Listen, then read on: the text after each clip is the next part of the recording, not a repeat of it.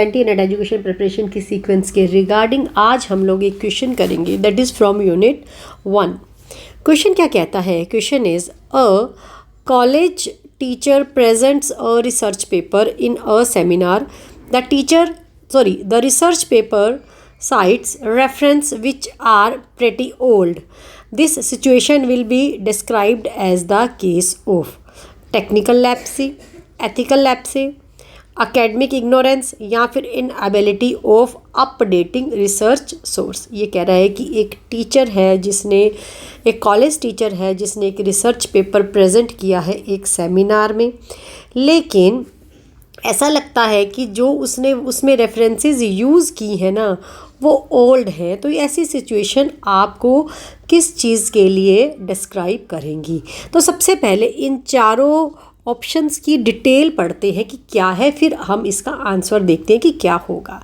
देखिए, research studies are not only to answer research question but also as reference guide for the research in the same or related area in future.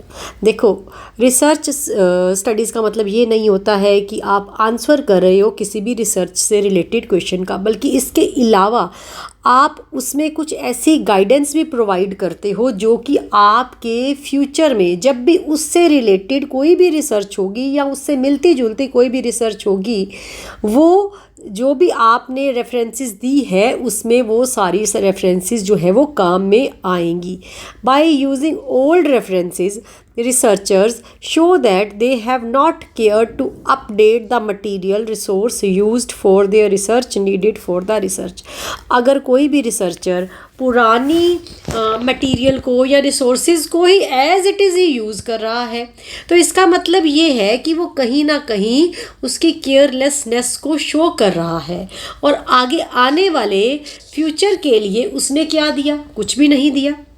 This is serious type of lapse of carelessness which will undermine the relevance of the study। ये एक serious type की लैप्सी है, उसकी जो अपन ये कह सकते हैं कि उसकी केयरलेसनेस को ये दर्शाता है।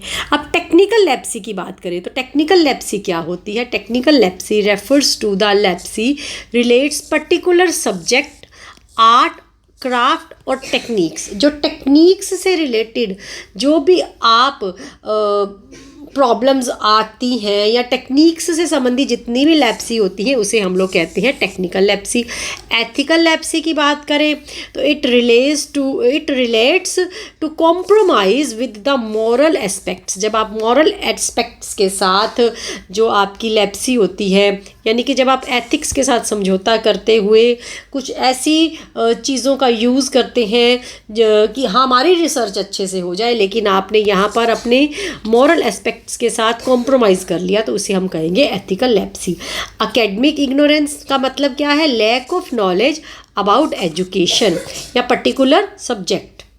तो इसका आंसर क्या होगा? आप देखिए, क्वेश्चन क्या कहता था कि एक कॉलेज टीचर ने रिसर्च पेपर प्रेजेंट किया और उसने जितनी भी रेफरेंसेस यूज़ करी हैं ऐसा लगता है कि वो सारी की सारी ओल्ड ही हैं। तो इस तरह की जो सिचुएशन है वो किसे डिस्क्राइब करेगी?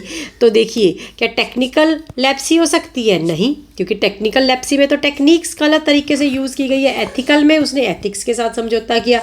एकेडमिक इग्नोरेंस में एजुकेशन की कमी है, तो ये भी नहीं। तो इसका मतलब क्या? इनएबिलिटी ऑफ अपडेटिंग, यानी कि उसने अपडेटेड नॉलेज को, अपडेटेड रिसोर्सेज को, अपडेटेड मटेरियल को यूज़ जो है वो नहीं किया है, उसके अंदर इनएबिलिटी है। तो इसका आंसर क्या होएगा? Option D. Thank you so much.